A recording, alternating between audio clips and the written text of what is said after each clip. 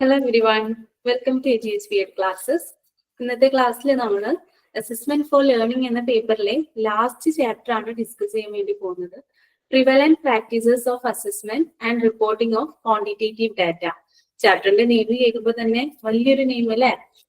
നമ്മൾ ഇതുവരെയുള്ള ചാപ്റ്ററുകളിൽ നമ്മൾ ചാപ്റ്ററിന്റെ ഹെഡിങ് കേൾക്കുമ്പോൾ തന്നെ നമുക്ക് ഏകദേശം ഒരു ധാരണ ഉണ്ടായിരുന്നു ഈ ഒരു ചാപ്റ്ററിൽ എന്താണ് എന്നുള്ളതിനെ കുറിച്ചിട്ട്. പക്ഷെ ഈ ഒരു നെയിം കേൾക്കുമ്പോൾ നമുക്കൊരു കുറച്ചൊരു കൺഫ്യൂസിങ് ആയിട്ടുള്ള നെയിമാണ് അല്ലെ.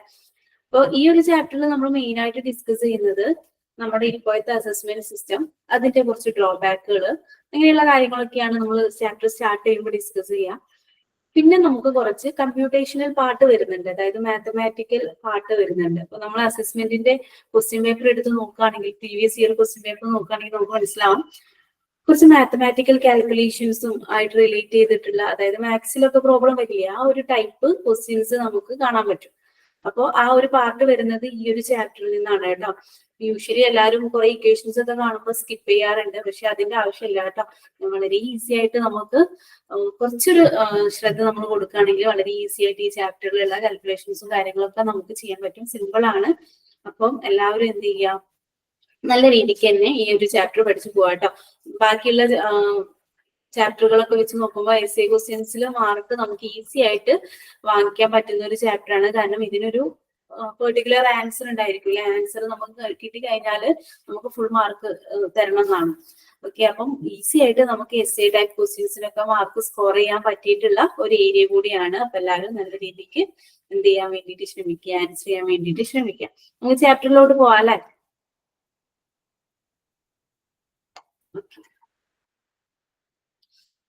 ഫസ്റ്റ് നമുക്ക് ഡിസ്കസ് ചെയ്യാനുള്ളത് present practices of assessment of student learning. Okay, അപ്പൊ ഇപ്പോഴത്തെ നമ്മൾ കുട്ടികളെ അസസ് ചെയ്യാൻ വേണ്ടി ഇപ്പൊ യൂസ് ചെയ്യുന്ന സിസ്റ്റം ഏതാ? കണ്ടിന്യൂസ് ആൻഡ് കോംപ്രിഹെൻസീവ് ഇവാലുവേഷൻ അല്ലെ, CCE ആണ് ഇപ്പൊ നമ്മൾ യൂസ് ചെയ്യുന്നത്. അതിലെന്താ നമ്മൾ ചെയ്യുന്നത്? ഒരു ഇയറിന്റെ എൻഡിൽ മാത്രം എക്സാം നടത്താതെ ആ ഒരു ഇയർ കംപ്ലീറ്റ് നമ്മൾ എന്ത് ചെയ്യുന്നുണ്ട്, ചെറിയ ചെറിയ അസൈൻമെന്റുകളും അതുപോലെ ചെറിയ ഇന്റേണൽ എക്സാംസുകളൊക്കെ നടത്തിയിട്ട് കണ്ടിന്യൂസ് ആയിട്ട് എന്ത് ചെയ്യുന്നുണ്ട്, കുട്ടികളെ ഇവാലുവേറ്റ് ചെയ്യുന്നുണ്ട് അല്ലെ. അതാണ് കണ്ടിന്യൂസ് ആൻഡ് കോംപ്രിഹെൻസീവ് ഇവാലുവേഷൻ. അപ്പൊ ഇപ്പൊ പ്രസന്റ് അസസ്മെന്റ് സിസ്റ്റം ഏതാ എന്ന് ചോദിച്ചാൽ നിങ്ങൾ എന്താ പറയണ്ടേ? CCE ആണ് പ്രസന്റ് അസസ്മെന്റ് സിസ്റ്റം അല്ലെ. ഇപ്പൊ നമ്മൾ 2009 നോക്കുകയാണെങ്കിൽ റൈറ്റ് ടു എഡ്യൂക്കേഷൻ ആക്ട് വന്നു അല്ലെ. ആ ആക്ടിന്റെ ഒരു എന്താ പറയാ കണ്ടിന്യൂഷൻ ആയിട്ട് 2011 നമ്മൾ എന്ത് ചെയ്തു, സെക്കൻഡറി എഡ്യൂക്കേഷനിൽ, അതായത് 7th മുതൽ ഒരു 9th സ്റ്റാൻഡേർഡ് വരെ മാത്രമേ എന്ത് പാടുള്ളൂ, നമ്മള് കണ്ടിന്യൂസ് ആൻഡ് കോംപ്രിഹെൻസീവ് ഇവാലുവേഷൻ ടെക്നിക്കാണ് ഇൻട്രൊഡ്യൂസ് ചെയ്യേണ്ടത്. 10th 11th 12th മാത്രം എന്ത് ചെയ്യുക, ആനുവൽ എക്സാംസ് കണ്ടക്ട് ചെയ്യുക. ആ ഒരു ഫോർമാറ്റിൽ നമ്മുടെ എഡ്യൂക്കേഷൻ സിസ്റ്റത്തിൽ ചെറിയ ചേഞ്ചസ് വരുത്തി. അതുവരെ എങ്ങനെയായിരുന്നു, കംപ്ലീറ്റ് എല്ലാ ഇയറുകളിലും എന്തുതന്നെയായിരുന്നു, ആനുവൽ എക്സാംസ് ആയിരുന്നു ഉണ്ടായിരുന്നത്. അതിന്റെ ഇടയിലുള്ള കുട്ടികളുടെ പ്രോഗ്രസ്സോ അങ്ങനെയുള്ള കാര്യങ്ങളൊന്നും നമ്മൾ എന്ത് ചെയ്തിരുന്നില്ല, ചെക്ക് ചെയ്തിരുന്നില്ല.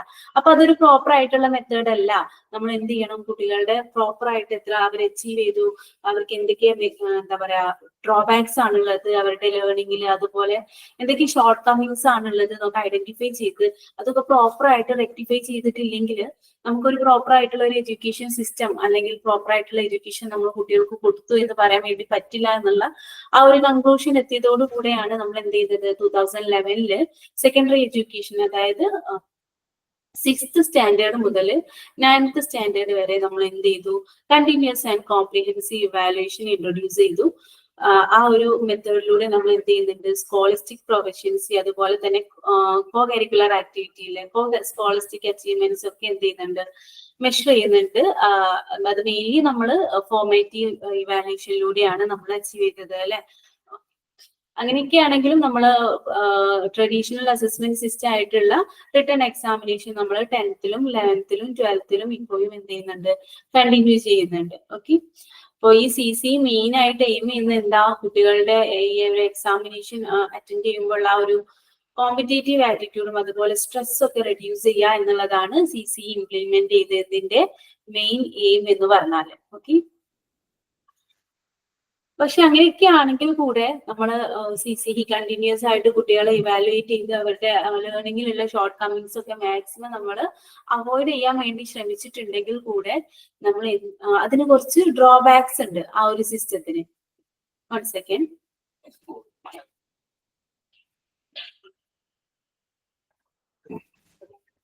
Sorry. ആ ഒരു സിസ്റ്റത്തിന് കുറച്ച് ഡ്രോബാക്സ് ഉണ്ട്. അതെന്തൊക്കെയാണെന്ന് നോക്കാം അല്ലെ. Shortcomings found in CCE system implemented. It has not been well received by teacher. നമ്മൾ ഈ ഒരു സിസ്റ്റം ഇംപ്ലിമെന്റ് ചെയ്തപ്പോൾ നമ്മൾ ചെയ്ത ഏറ്റവും ഒരു പോരായ്മ എന്ന് പറഞ്ഞിട്ടുണ്ടെങ്കിൽ പ്രോപ്പർ ആയിട്ട് CCE എന്താണ് എന്നുള്ളത്, കണ്ടിന്യൂസ് ആൻഡ് കോംപ്രിഹെൻസീവ് ഇവാലുവേഷൻ എന്താണ്, എങ്ങനെയാണ് അതിൽ നിങ്ങളെ ആക്ട് ചെയ്യേണ്ടത് എന്നുള്ളതിനെ കുറിച്ച് ടീച്ചേഴ്സിന് ഒരു പ്രോപ്പർ ആയിട്ടുള്ള ട്രെയിനിങ് നമ്മൾ കൊടുത്തില്ല. അപ്പൊ അതിന്റെ ഫലമായിട്ട് അധിക ടീച്ചേഴ്സിന് എന്താ ഈ ഒരു സിസ്റ്റം എന്നുള്ളത് പ്രോപ്പർ ആയിട്ട് മനസ്സിലായില്ല. ഒരു 67% ടീച്ചേഴ്സിനും അത് പ്രോപ്പർ ആയിട്ട് മനസ്സിലായില്ല. ചില ടീച്ചേഴ്സ് ആണെങ്കിൽ എന്ത് ചെയ്തു ഈ ഒരു സിസ്റ്റത്തിനെ ഓപ്പോസ് ചെയ്യുകയും ചെയ്തു.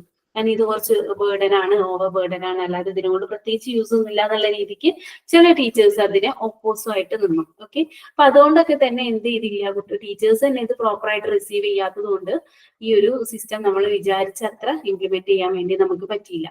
ഓക്കെ, അതായത് ടീച്ചേഴ്സിന് നമ്മൾ പ്രോപ്പർ ആയിട്ടുള്ള ട്രെയിനിങ്ങും അവയർനെസ്സും ഒന്നും പ്രൊവൈഡ് ചെയ്തില്ല. അഡിക്വേറ്റ് ആയിട്ടുള്ള പ്രിപ്പറേഷൻസ് ഇല്ലാതെ നമ്മൾ എന്ത് ചെയ്തു, CCE ഇംപ്ലിമെന്റ് ചെയ്തു. അതുപോലെ തന്നെ നമ്മൾ പറയാറുണ്ട് RTE റൈറ്റ് ടു എഡ്യൂക്കേഷൻ ആക്ടിലുള്ള മെയിൻ ആയിട്ടുള്ള ഒരു റേഷ്യോ ഉണ്ട്, സ്റ്റുഡന്റ് ടീച്ചർ റേഷ്യോ എന്ന് പറഞ്ഞാൽ അത് 30:1 ആണ്. അതായത് 30 സ്റ്റുഡൻസിന് 1 ടീച്ചർ എന്നുള്ള രീതിയിലാണ് നമ്മൾ എന്ത് ചെയ്യേണ്ടത്, ടീച്ചർ സ്റ്റുഡൻസ് റേഷ്യോ വേണ്ടത്. പക്ഷെ ഇപ്പൊ കറന്റ് നമ്മൾ ചെക്ക് ചെയ്ത് നോക്കുമ്പോൾ എന്താണ്, അതിൽ കൂടുതൽ കുട്ടികളുണ്ട്. ഒരു ക്ലാസ്സിൽ തന്നെ 42 സ്റ്റുഡൻസ് ഒക്കെ ഉണ്ട്. അവർക്ക് ആകെ ഒരു ടീച്ചർ എന്നുള്ള രീതിക്ക് എന്തുള്ളൂ, ടീച്ചേഴ്സിന്റെ അവൈലബിലിറ്റി ഉള്ളൂ. അപ്പൊ ഇത്രയും കണ്ടിന്യൂസ് ആൻഡ് കോംപ്രിഹെൻസീവ് ഇവാലുവേഷൻ സിസ്റ്റത്തിൽ നമ്മൾ അത്രയും അസസ്മെന്റും കാര്യങ്ങളൊക്കെ ചെയ്യണം. ഓരോ കുട്ടികളെയും നമ്മൾ എന്ത് ചെയ്യണം, ഇൻഡിവിജ്വൽ ആയിട്ട് തന്നെ കൺസിഡർ ചെയ്തിട്ട് അവർക്ക് വരുന്ന ലേണിംഗിൽ വരുന്ന ഡെഫിഷ്യൻസീസ് ഒക്കെ ഫൈൻഡ് ചെയ്യണം അല്ലെ. അപ്പൊ അതിന് മാക്സിമം ഒരു 30 സ്റ്റുഡൻസിന് 1 ടീച്ചർ എന്നുള്ള പ്രപ്പോർഷനിലെങ്കിലും പോയിട്ടില്ലെങ്കിൽ നമുക്ക് പ്രോപ്പർ ആയിട്ട് ഈ അസസ്മെന്റും കാര്യങ്ങളും ഒന്നും എന്ത് ചെയ്യാൻ പറ്റില്ല, നടത്താൻ വേണ്ടിയിട്ട് പറ്റില്ല അല്ലെ. അപ്പം ഇപ്പൊ കറന്റ് നോക്കുകയാണെങ്കിൽ എന്താണ്, അതിൽ കൂടുതലാണ് കുട്ടികളുടെ റേഷ്യോ. 42:1 എന്നുള്ള രീതിക്കാണ് ഇന്ത്യൻ സ്കൂളുകളിൽ കുട്ടികളുടെ റേഷ്യോ വരുന്നത്. അപ്പൊ അതും എന്ത് ചെയ്യാം, പ്രോപ്പർ ആയിട്ട് CCE ഇംപ്ലിമെന്റ് ചെയ്യാൻ നമുക്ക് സാധിക്കാത്തതിന്റെ ഒരു റീസൺ ആയിട്ട് വന്നിട്ടുണ്ട്. ഓക്കെ, അതുപോലെ തന്നെ ഈ ഒരു CCE മെത്തേഡ് നോക്കുകയാണെങ്കിൽ ഫ്രീക്വന്റ് ആയിട്ട് നമ്മൾ അസസ്മെന്റ് ടെസ്റ്റും കാര്യങ്ങളൊക്കെ എന്ത് ചെയ്യണം, കൊടുക്കുന്നുണ്ട് അല്ലെ. നമ്മൾ യൂഷ്വലി CCE അല്ലെങ്കിൽ CCE നമ്മൾ ഇംപ്ലിമെന്റ് ചെയ്തതിന്റെ മെയിൻ എയിം എന്ന് പറഞ്ഞാൽ കുട്ടികളിൽ എന്താണ്, ഇങ്ങനെ കുട്ടികൾ കണ്ടിന്യൂസ് ആയിട്ട് എക്സാംസും കാര്യങ്ങളൊക്കെ അറ്റൻഡ് ചെയ്യുമ്പോൾ അല്ലെങ്കിൽ കുട്ടികളെ ഇങ്ങനെ കണ്ടിന്യൂസ് ആയിട്ട് നമ്മൾ എന്ത് ചെയ്യാണ്, ഇവാലുവേറ്റ് ചെയ്യാണ് അല്ലെ. അപ്പൊ അവർക്ക് ഈ ഒരു നോർമൽ എക്സാംസിനോടുള്ള സ്ട്രെസ്സും പേടിയൊക്കെ ഒന്ന് കുറഞ്ഞിട്ട് അവർ അതുമായിട്ട് യൂസ്ഡ് ആവും എന്നുള്ള രീതിക്കാണ് നമ്മൾ CCE ഇംപ്ലിമെന്റ് ചെയ്തത്. പക്ഷെ ഇങ്ങനെ കണ്ടിന്യൂസ് ആയിട്ട് ഓവറായിട്ട് അസസ്മെന്റും കാര്യങ്ങളൊക്കെ വന്നപ്പോൾ കുട്ടികൾക്ക് എന്ത് ചെയ്തു, അവരുടെ മെന്റൽ സ്ട്രെസ്സും അതുപോലെ ടീച്ചേഴ്സിന്റെ വർക്ക് ലോഡ് ഒക്കെ ഇൻക്രീസ് ആവുകയാണ് ചെയ്തത്. അപ്പൊ നമ്മൾ ഉദ്ദേശിച്ചത് എന്താണ്, അതിന്റെ നേരെ ഓപ്പോസിറ്റ് ആണ് എന്ത് ചെയ്തത്, CCE ഇംപ്ലിമെന്റ് ചെയ്തതിലൂടെ ഉണ്ടായത്. ഓക്കെ, പിന്നെ വേറൊരു പ്രോബ്ലം എന്താന്ന് വെച്ചാൽ ഓരോ സ്കൂളിലും ഈ അസസ്മെന്റിനും ഇവാലുവേഷനൊക്കെ വേണ്ടി യൂസ് ചെയ്യുന്ന പ്രൊസീജിയേഴ്സ് ഒക്കെ എന്താണ്, ഡിഫറെന്റ് ആയിരുന്നു. അപ്പൊ നമുക്ക് അതിന്റെ ഒരു യൂണിഫോമിറ്റി കൊണ്ടുവരാൻ വേണ്ടിയിട്ട് പറ്റാണ്ടായി. അത് നമ്മൾ ഇതിന്റെ ഒരു ഷോർട്ട് കമ്മിങ്സ് അല്ലെങ്കിൽ ഒരു ഡ്രോബാക്ക് ആയിട്ട് പറയുന്നുണ്ട്. അതുപോലെ തന്നെ ഒരു കൂടുതൽ കുട്ടികളുള്ള ക്ലാസ് റൂമിലൊന്നും ഈ ഒരു CCE എന്ന് പറഞ്ഞ ഈ ഒരു മെത്തേഡ്, അതായത് ഓരോ കുട്ടികളെ അസസ് ചെയ്യുക, അവരുടെ ഡ്രോബാക്സുകൾ, ലേണിംഗ് ഡെഫിഷ്യൻസീസ് ഫൈൻഡ് ചെയ്യുക, അതൊക്കെ ബുദ്ധിമുട്ടായിട്ടുള്ള ഒരു കാര്യമായിട്ട് അല്ലെങ്കിൽ അതൊരു സ്യൂട്ടബിൾ ആയിട്ടുള്ള മെത്തേഡായിട്ട് നമുക്ക് ഇംപ്ലിമെന്റ് ചെയ്യാൻ പറ്റാണ്ട് പോയി. ഓക്കെ, പിന്നെന്താ, ഓക്കെ, പിന്നെ നമ്മൾ നോക്കുകയാണെങ്കിൽ ഹൈ ലേണിംഗ് പ്രൊഫിഷ്യൻസി ഇപ്പൊ CCE ത്രൂ നമ്മൾ ഇവാലുവേറ്റ് ചെയ്തിട്ട് എന്ത് ചെയ്യാണ്, ഹൈ ലേണിംഗ് പ്രൊഫിഷ്യന്റ് ആണെന്ന് പറഞ്ഞിട്ടുള്ള കുട്ടികൾ കൂടെ എന്താണ്, സബ്ജക്ട് നോളജിൽ അതുപോലെ ലാംഗ്വേജ് സ്കില്ലിലൊക്കെ അവര് അത്ര അങ്ങ് പ്രൊഫിഷ്യന്റ് അല്ല. ഓക്കെ, അതായത് ഇപ്പൊ ഒരു 9th സ്റ്റാൻഡേർഡിലുള്ള സ്റ്റുഡൻസിനെ നമ്മൾ നോക്കുകയാണെങ്കിൽ അല്ലെങ്കിൽ ഒരു 6th സ്റ്റാൻഡേർഡിലുള്ള സ്റ്റുഡൻസോ 7th സ്റ്റാൻഡേർഡ് ആ ഒരു റേഞ്ചിലുള്ള കുട്ടികൾക്ക് വായിക്കാൻ പോലും അറിയാത്ത കുട്ടികളൊക്കെ ആ ഒരു സ്റ്റാൻഡേർഡുകളിൽ പഠിക്കുന്നുണ്ട് എന്നുള്ളത് നമ്മൾ എന്ത് ചെയ്തു, ഫൈൻഡ് ഔട്ട് ചെയ്തു. അപ്പൊ എന്താ, നമ്മൾ ഉദ്ദേശിച്ച അത്ര CCE എന്ത് ചെയ്തില്ല, വർക്ക് ആയിട്ടില്ല എന്നുള്ള ഒരു കൺക്ലൂഷനിലെത്തി. ഓക്കെ, നമ്മൾ പറയാറുണ്ടല്ലേ 10th സ്റ്റാൻഡേർഡിലൊക്കെ ഫുൾ A+ ആണ്, എല്ലാവർക്കും എന്താണ് നല്ല മാർക്കും കാര്യങ്ങളൊക്കെയാണ്. എന്നിട്ട് എന്ത് ചെയ്യും, എല്ലാവരും സയൻസ് സബ്ജക്റ്റ് ഒക്കെ എടുക്കും അല്ലെ. എന്നിട്ട് എന്ത് ചെയ്യും, അവർക്കത് പ്രോപ്പർ ആയിട്ട് മുന്നോട്ട് കൊണ്ടുപോകാൻ പറ്റാത്ത ഒരു കണ്ടീഷനിലോട്ടാവും. ഓക്കെ, അപ്പോൾ അങ്ങനെയുള്ള അതായത് കുട്ടികൾ ഹൈ ലേണിംഗ് പ്രൊഫഷൻസി അച്ചീവ് ചെയ്തു എന്ന് നമ്മൾ മാർക്ക് ഷീറ്റിലൊക്കെ ഉണ്ടെങ്കിൽ കൂടെ അവർക്ക് അതിനനുസരിച്ചിട്ടുള്ള ഒരു എന്തില്ല സബ്ജക്ട് നോളജും അതുപോലെ ലാംഗ്വേജ് സ്കിൽസും ഒന്നും ഡെവലപ്പ് ആയിട്ടില്ല. ഓക്കെ, അപ്പൊ ഇത്രയും കാര്യങ്ങളാണ് shortcomings found in CCE system ഇംപ്ലിമെന്റഡിൽ വരുന്നത്. ഓക്കെ, നെക്സ്റ്റ് വരുന്നത് drawback of return examination system of school ആണ്. അതായത് നമ്മളെ ഇനീഷ്യൽ സ്റ്റേജിലെ നമ്മൾ ട്രഡീഷണൽ മെത്തേഡ് ഓഫ് എന്താ പറയാ എക്സാമിനേഷൻ സിസ്റ്റം അതിന്റെ ഡ്രോബാക്കുകൾ എന്തൊക്കെയായിരുന്നു എന്നുള്ളത് ജസ്റ്റ് ഒന്ന് നോക്കാം അല്ലെ. അതായത് കുട്ടികൾ അത് നമുക്കറിയാവുന്ന കാര്യം എന്താ, എൻഡ് ഓഫ് ദ ഇയർ നമ്മൾ കുട്ടികളെ അസസ് ചെയ്യുമ്പോൾ അവരെങ്ങനെയാണ് ഇപ്പൊ എൻഡ് ഓഫ് ദ ഇയറിൽ ഒരു കുട്ടി എക്സാം എഴുതിയപ്പോൾ ആൾക്ക് വലിയ എന്താ ഫിസിക്കലി അത്ര നല്ല ഒരു കണ്ടീഷനിലല്ല, അപ്പൊ ആൾ ചിലപ്പോൾ പ്രോപ്പർ ആയിട്ട് എന്ത് ചെയ്യാൻ പറ്റിക്കോളണം എന്നില്ല, എക്സാം അറ്റൻഡ് ചെയ്യാൻ പറ്റിക്കോണം എന്നില്ല അല്ലെ. അപ്പൊ അത് അപ്പൊ ആ ആളെ അസസ് ചെയ്യുമ്പോൾ ആൾക്ക് ചിലപ്പോൾ മാർക്ക് കുറവായിരിക്കും. അപ്പൊ ആൾ എന്താണ് നമ്മൾ കൺസിഡർ ചെയ്യുക, ലോ അച്ചീവർ ആയിട്ട് കൺസിഡർ ചെയ്യില്ല. പക്ഷെ അങ്ങനെയാണോ? അല്ല അല്ലെ. ആ ഒരു കുട്ടി ആ ഒരു കംപ്ലീറ്റ് ഇയറിൽ നല്ല രീതിക്ക് പാർട്ടിസിപ്പേറ്റ് ചെയ്തിട്ടുണ്ടായിരിക്കും. ആ എക്സാമിന് മാത്രമായിരിക്കും ആൾക്ക് എന്ത് ചെയ്യാൻ പറ്റാതിരുന്നത്, പ്രോപ്പർ ആയിട്ട് അറ്റൻഡ് ചെയ്യാൻ പറ്റാണ്ടിരുന്നത് അല്ലെ. നേരെ ഓപ്പോസിറ്റ് സംഭവിക്കുക അല്ലെ.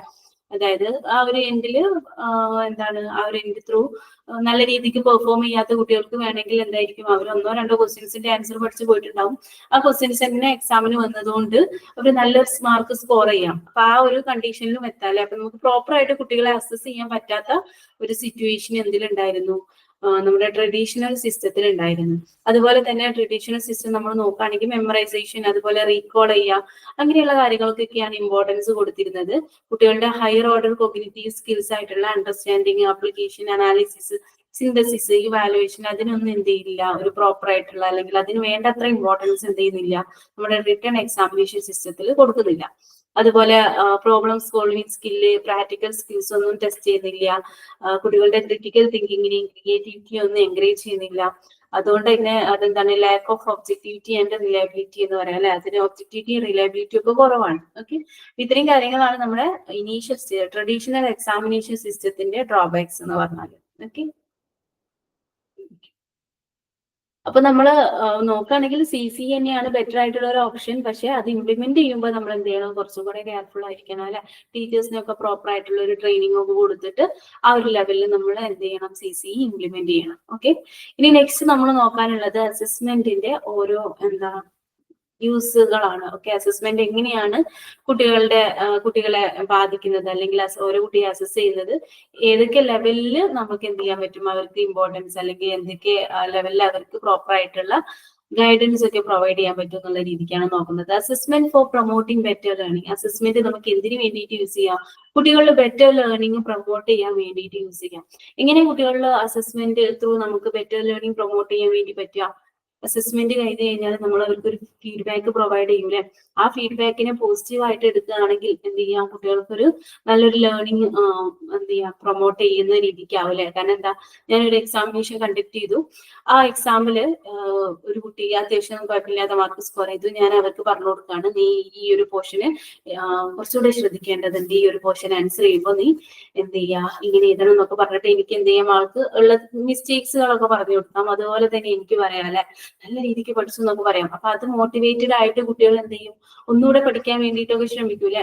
അപ്പൊ ആ ഒരു ലെവലിൽ നമുക്ക് എന്ത് പറയാം, അസസ്മെന്റ് ബെറ്റർ ലേണിങ്ങിനെ പ്രൊമോട്ട് ചെയ്യുന്നുണ്ട് എന്ന് പറയും. ഓക്കെ, അപ്പൊ ഇത് ടീച്ചേഴ്സിനും ഉണ്ട് സ്റ്റുഡൻസിനും ഉണ്ട് അല്ലെ. സ്റ്റുഡൻസിന് എങ്ങനെയാ, to improve their learning by eliminating the shortcomings pointed out അല്ലെ. അതായത് എന്തൊക്കെ ഷോർട്ട് കമ്മിങ്സ് ആണോ വന്നിട്ടുള്ളത് അതൊക്കെ എലിമിനേറ്റ് ചെയ്തിട്ട് കുട്ടികൾക്ക് എന്ത് ചെയ്യാം, അവരുടെ ലേണിംഗ് ഇംപ്രൂവ് ചെയ്യാം. ടീച്ചേഴ്സിന് നോക്കുകയാണെങ്കിൽ ടീച്ചേഴ്സിന് എന്ത് ചെയ്യാം, കുട്ടികൾക്ക് ഏതൊക്കെ ഏരിയാസിലാണ് ടീച്ചർ പഠിപ്പിച്ചപ്പോൾ ബുദ്ധിമുട്ടുള്ളത് എന്നുള്ളതൊക്കെ ഐഡന്റിഫൈ ചെയ്യാൻ വേണ്ടിയിട്ട് പറ്റും. അതുപോലെ തന്നെ ടീച്ചറിന്റെ ടീച്ചിങ്ങിൽ എന്തെങ്കിലും ഡെഫിഷ്യൻസീസ് ഉണ്ടെങ്കിൽ അതൊക്കെ ഫൈൻഡ് ഔട്ട് ചെയ്ത് അതൊക്കെ റെക്ടിഫൈ ചെയ്തിട്ട് അതിന് റെമഡിയൽ മെഷേഴ്സ് ഒക്കെ എടുത്തിട്ട് പ്രോപ്പർ ആയിട്ടുള്ള ടീച്ചിങ് എയ്ഡ്സ് ഒക്കെ യൂസ് ചെയ്തിട്ട് ക്ലാസ് എടുത്തിട്ട് ഒന്നുകൂടെ ടീച്ചിങ് ഇംപ്രൂവ് ചെയ്യാൻ വേണ്ടിയിട്ടും എന്ത് ചെയ്യാം, അസസ്മെന്റ് നമ്മളെ ഹെൽപ്പ് ചെയ്യുന്നുണ്ട് അല്ലെ. Assessment for promoting better learning എന്നുള്ള പോർഷനിൽ ഇത്രയും കാര്യങ്ങളാണ് വരുന്നത് കേട്ടോ. ഈ ഒരു ഡയഗ്രാം കൂടെ നിങ്ങൾക്ക് എന്ത് ചെയ്യാം, യൂസ് ചെയ്യാം. ഓക്കെ, സെയിം കൺസെപ്റ്റ് തന്നെയാണ് പറയുന്നത് കേട്ടോ. നെക്സ്റ്റ് അസസ്മെന്റ് എന്തിനു വേണ്ടിയിട്ട് കൂടെ ഹെൽപ്പ് ചെയ്യുന്നുണ്ട്, ഫോർ കോൺഫിഡൻസ് ബിൽഡിംഗ് അല്ലെ. അസസ്മെന്റിലൂടെ എന്ത് ചെയ്യുന്നുണ്ട്, കുട്ടികളുടേതായാലും അതുപോലെ ടീച്ചറിൻ്റെതായാലും ഒക്കെ കോൺഫിഡൻസ് എന്ത് ചെയ്യുന്നുണ്ട്, ബിൽഡ് ചെയ്യുന്നുണ്ട് അല്ലെ. എങ്ങനെയാ അത് അച്ചീവ് ചെയ്യുന്നത്, ഓക്കെ, അത് അച്ചീവ് ചെയ്യണമെങ്കിൽ, അതായത് ഒരു കുട്ടികൾക്ക് കോൺഫിഡൻസ് ബിൽഡ് ചെയ്യണമെങ്കിൽ നമ്മൾ അസസ്മെന്റ് എങ്ങനെയാ ക്യാരി ചെയ്യേണ്ടത്? ക്വസ്റ്റ്യൻസ് എങ്ങനെയായിരിക്കണം? സിമ്പിൾ ടു ഡിഫിക്കൽട്ടി ലെവലിൽ പോകുന്ന രീതിക്കാവണം അല്ലെ. അതായത് ഫസ്റ്റ് 2-3 ക്വസ്റ്റ്യൻസ് ഒക്കെ അവർ അറ്റൻഡ് ചെയ്യുമ്പോൾ അവർക്ക് കിട്ടണം. അല്ലാതെ ഫസ്റ്റ് ക്വസ്റ്റ്യൻസ് തന്നെ അവർക്ക് ആൻസർ ചെയ്യാൻ പറ്റാത്തതായാല് കുട്ടികളുടെ കോൺഫിഡൻസ് ലെവൽ പറ്റിയെന്നത് ഇല്ലാണ്ടായി പോകൂലെ. അപ്പൊ നമ്മൾ എന്ത് ചെയ്യുക, ഫസ്റ്റ് സിമ്പിൾ ക്വസ്റ്റ്യൻസിൽ നിന്ന് സ്റ്റാർട്ട് ചെയ്തിട്ട് പയ്യെ പയ്യെ ഡിഫിക്കൽട്ടി ലെവൽ ഇൻക്രീസ് ചെയ്യുന്ന രീതിക്കുള്ള ക്വസ്റ്റ്യൻസ്, ടെസ്റ്റ് ഐറ്റംസ് ഒക്കെ എന്ത് ചെയ്യുക, ഇൻക്ലൂഡ് ചെയ്യാം. ഓക്കെ, അപ്പൊ കുട്ടികൾക്ക് ഫസ്റ്റ് 2-3 ക്വസ്റ്റ്യൻസ് അറ്റൻഡ് ചെയ്യുമ്പോൾ അവർക്കൊരു confidence build ചെയ്യൂലെ.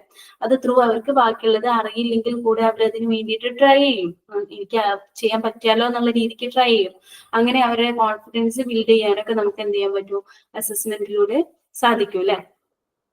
Item chosen for the test should be such that all students can answer at least some of the question in the test, employing assessment tools to suit the learning styles of each students അല്ലെ. ഓരോ സ്റ്റുഡൻസിന്റെയും, അതായത് നമുക്കറിയാം ഒരു class room setup നോക്കുകയാണെങ്കിൽ different learning style follow ചെയ്യുന്നവരുണ്ടായിരിക്കും അല്ലെ. ചിലർക്ക് S A questions നല്ല രീതിക്ക് എന്ത് ചെയ്യാൻ പറ്റും, അറ്റൻഡ് ചെയ്യാൻ പറ്റും.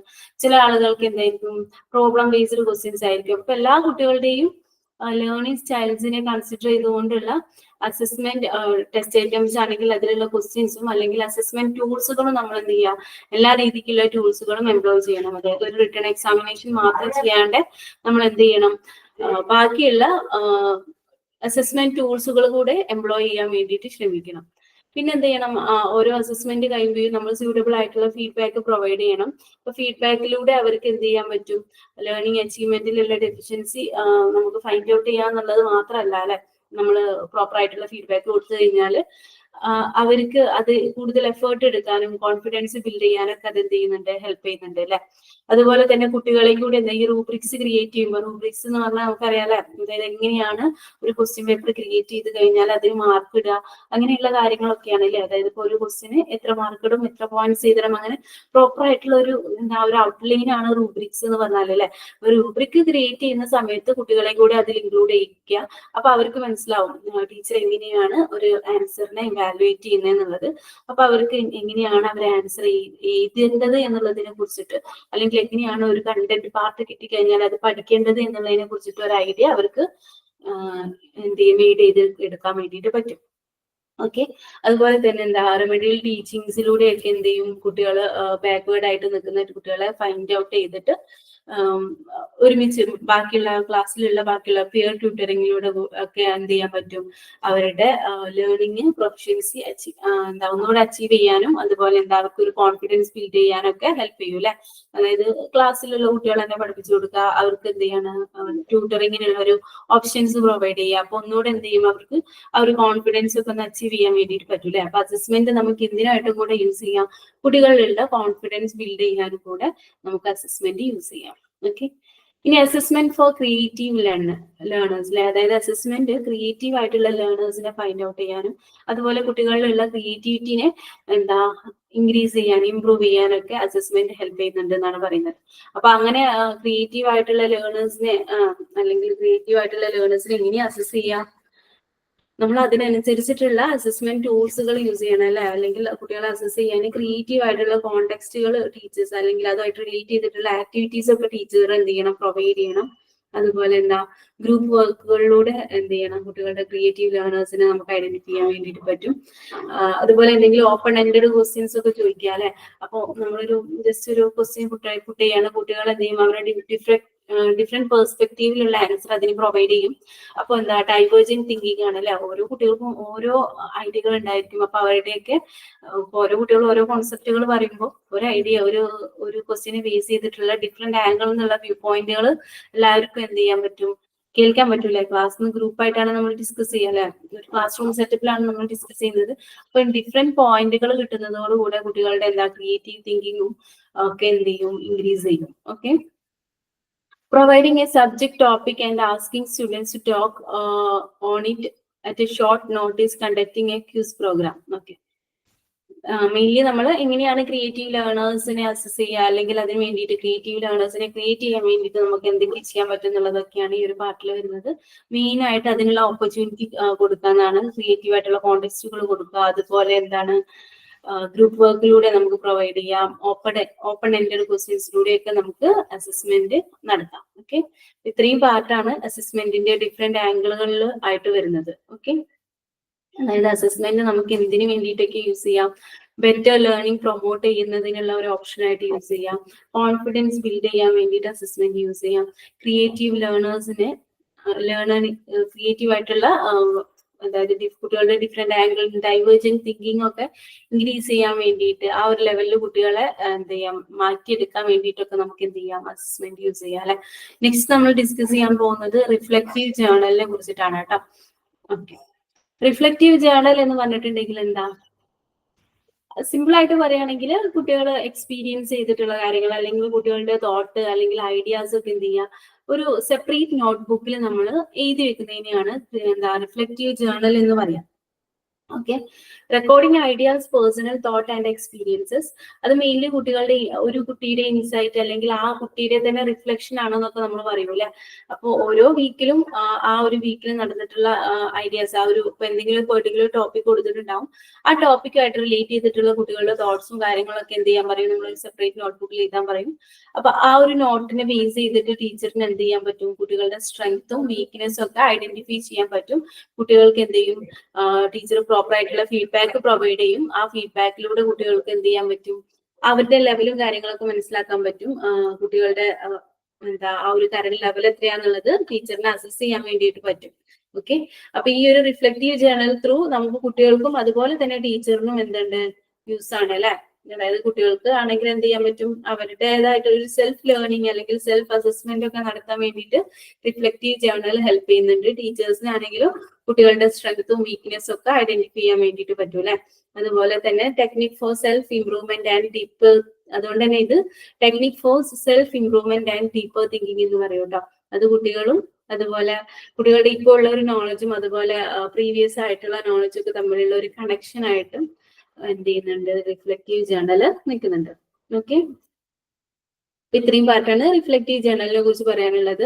ഇനിയും നമുക്ക് അറിയാനുണ്ടല്ലോ എങ്ങനെയാണ് റിഫ്ലക്റ്റീവ് ജേർണൽ എഴുതുക, അതിന്റെ ഒരു സെറ്റപ്പും കാര്യങ്ങളൊക്കെ അല്ലെ, എങ്ങനെയാണ് അതിന്റെ പ്രൊസീജിയേഴ്സ് കാര്യങ്ങളൊക്കെ നമുക്ക് എന്ത് ചെയ്യാനുള്ളത് നോക്കാനുണ്ട്. ഓക്കെ, അതിനു മുമ്പ് എന്തൊക്കെയാണ് ഒബ്ജക്റ്റീവ് എന്നുള്ളത് നോക്കാം. Okay, to improve the quality of learning through critical thinking and the development of self reflection, to develop active learning participation and personal learning ownership, to improve personal self-esteem and self-empowerment through increasing personal self-worth, to encourage students to reflect on their self-values, on their values, beliefs, perspective and experience, to provide students with the resources and opportunity they need to succeed for transformative action. Okay, mainly എന്താ കുട്ടികളുടെ ഒരു self assessment, self learning ഒക്കെ എന്ത് ചെയ്യാ improve ചെയ്യാന്നുള്ള രീതിക്ക് ആ ഒരു ലെവലിലോട്ട് കുട്ടികളെ എന്താ മാറ്റിയെടുക്കുക അല്ലെങ്കിൽ കുട്ടികളെ ഡെവലപ്പ് ചെയ്തെടുക്കുക എന്നുള്ളതൊക്കെയാണ് റിഫ്ലക്റ്റീവ് ജേർണലിന്റെ ഇമ്പോർട്ടൻസ്, അതായത് അതിന്റെ ഒബ്ജക്റ്റീവ്സ് ആയിട്ട് വരുന്നത്. ഓക്കെ, ഇനി എങ്ങനെയാ നമ്മൾ ഒരു റിഫ്ലക്റ്റീവ് ജേർണൽ എഴുതേണ്ടതെന്നുള്ളത്. റിഫ്ലക്റ്റീവ് ജേർണൽ എഴുതാൻ 3 സ്റ്റെപ്പുകളിലായിട്ടാണ് നമ്മൾ മെയിൻലി റിഫ്ലക്റ്റീവ് ജേർണൽ എഴുതുക. ഫസ്റ്റ് നമ്മൾ എന്താണോ ആ ഒരു ടോപ്പിക്, ആ ഒരു അല്ലെങ്കിൽ ആ ഒരു ഇവന്റ് എന്താന്ന് വെച്ചാൽ അതിനെ റീകോൾ ചെയ്തെടുക്കുക, എന്നിട്ട് അതിനെ എന്ത് ചെയ്യുക ഡിസ്ക്രിപ്റ്റീവ്ലി എഴുതി വെക്കുക. അതായത് ആ ഒരു പാർട്ടിൽ എന്തൊക്കെയാ ഉണ്ടാവേണ്ടത്, what happen, what was involve, അങ്ങനെയുള്ള ടോപ്പിക്കുകളൊക്കെയാണ് ആ ഒരു സ്റ്റെപ്പിൽ വരുന്നത്. ഓക്കെ, ഇനി സ്റ്റെപ്പ് 2 എന്ന് പറഞ്ഞാൽ ഇന്റർപ്രറ്റ് ചെയ്യാണ്. അതായത് നമ്മൾ കുറച്ച് സമയം മാറ്റി വെക്കുക, എന്തിനെ നമ്മൾ എന്താണോ ആ ഒരു ഇവന്റിൽ നടന്നിട്ടുള്ള അല്ലെങ്കിൽ ആ ഒരു പാർട്ട്, ആ ഒരു ടോപ്പിക്കിനെ കുറിച്ചിട്ട് നമ്മൾ ഇന്റർപ്രറ്റ് ചെയ്യാം. ഓക്കെ, അതായത് എന്തായിരുന്നു ആ ഒരു ടോപ്പിക്കിനെ, ഒരു ടോപ്പിക് ആണെങ്കിൽ എന്താണ് ആ ടോപ്പിക്കിലെ മോസ്റ്റ് ഇമ്പോർട്ടന്റ് പാർട്ട്, ആ ഒരു അതിന്റെ ഡിഫറെന്റ് ആംഗിളിൽ നോക്കുക, അങ്ങനെയുള്ള കാര്യങ്ങളൊക്കെ സ്റ്റെപ്പ് 2ലാണ് വരുന്നത്. സ്റ്റെപ്പ് 3 ആക്ഷൻ പ്ലാൻ ആണ്. Conclude what you can learn from the event and how you can apply it in next time. Okay, അതായത് നമ്മുടെ ലൈഫിൽ നടന്നിട്ടുള്ള എന്തെങ്കിലും ഒരു ഇവന്റോ അല്ലെങ്കിൽ എന്തെങ്കിലും ഒരു ഇൻസിഡന്റിനെയൊക്കെ ബേസ് ചെയ്തിട്ട് നമ്മൾ ചെറിയ ഒരു സെപ്പറേറ്റ് നോട്ട്ബുക്കിൽ അതിനെ നമ്മൾ എങ്ങനെ വ്യൂ ചെയ്യുന്നു എന്നുള്ളതിന് റെക്കോർഡ് ചെയ്യുന്നതിനെയാണ് നമ്മൾ എന്ത് പറയാ റിഫ്ലക്റ്റീവ് ജേർണൽ എന്ന് പറയാം. ഓക്കെ, അപ്പൊ ഞാൻ അതിന്റെ ഒരു മോഡൽ കാണിച്ചില്ല, അപ്പൊ ഒന്നുകൂടെ നിങ്ങൾക്ക് എന്ത് ചെയ്യും പ്രോപ്പർ ആയിട്ട് മനസ്സിലാവും. ഓക്കെ, അപ്പൊ ഈ ഒരു ഫോർമാറ്റിലാണ് നമ്മൾ റിഫ്ലക്റ്റീവ് ജേർണൽ എഴുതേണ്ടത്. നിങ്ങളുടെ 3rd സെമസ്റ്ററിൽ നിങ്ങൾക്ക് റിഫ്ലക്റ്റീവ് ജേർണൽ ഒക്കെ ബേസ് ചെയ്തിട്ടുള്ള ഒരു റെക്കോർഡ് സബ്മിറ്റ് ചെയ്യാനുണ്ട്. ഓക്കെ, അപ്പൊ റിഫ്ലക്റ്റീവ് ജേർണലിന്റെ ഫോർമാറ്റ് ഇങ്ങനെയാണ് വരിക. Name of the student, subject, date ഉണ്ടായിരിക്കും, ക്ലാസ് ആൻഡ് സെക്ഷൻ ഉണ്ടായിരിക്കും, എന്ത് ടോപ്പിക് ആണ് ഉണ്ടാവും, ക്ലാസ് പീരീഡ്, ടൈം ഒക്കെ ഉണ്ടായിരിക്കും. ഓക്കെ. ഇനി അതിന്റെ പാർട്ടുകളായിട്ട് വരുന്നത്, മെയിൻ കണ്ടന്റ് പാർട്ടിൽ വരുന്നത് concept and content thought, easy and difficult to understand, ഏതാണ് അതിന്റെ ലെവൽ എന്നുള്ളത് മെൻഷൻ ചെയ്യുക, relate with practical life, co curricular activities, relation with already learned, views and options, okay, opinions. Okay, അതായത് നമ്മൾ ഒരു ഏത് ടോപ്പിക് ആണോ നമ്മൾ ഈ റിഫ്ലക്റ്റീവ് ജേർണലിൽ സെലക്ട് ചെയ്തിട്ടുള്ളത് അതിന്റെ ലെവല് ഏതാണെന്നുള്ളത് നമ്മൾ മെൻഷൻ ചെയ്യണം. അതുപോലെ അതുമായിട്ട് പ്രാക്ടിക്കൽ ലൈഫിൽ എന്തെങ്കിലും കണക്ഷൻ ഉണ്ടെങ്കിൽ നമുക്ക് അത് എഴുതാം. അതുമായിട്ട് റിലേറ്റ് ചെയ്തിട്ടുള്ള കോകരിക്കുലർ ആക്ടിവിറ്റീസ് എന്തെങ്കിലും ഉണ്ടെങ്കിൽ അത് മെൻഷൻ ചെയ്യാം. അത് നിങ്ങൾ ഓൾറെഡി പഠിച്ചിട്ടുള്ള കാര്യങ്ങളായിട്ട് എന്തെങ്കിലും കണക്ഷൻ ഉണ്ടെങ്കിൽ അത് നമുക്ക് എഴുതാം. നമ്മുടെ വ്യൂസും ഒപ്പീനിയൻസും ഒക്കെ എഴുതാം.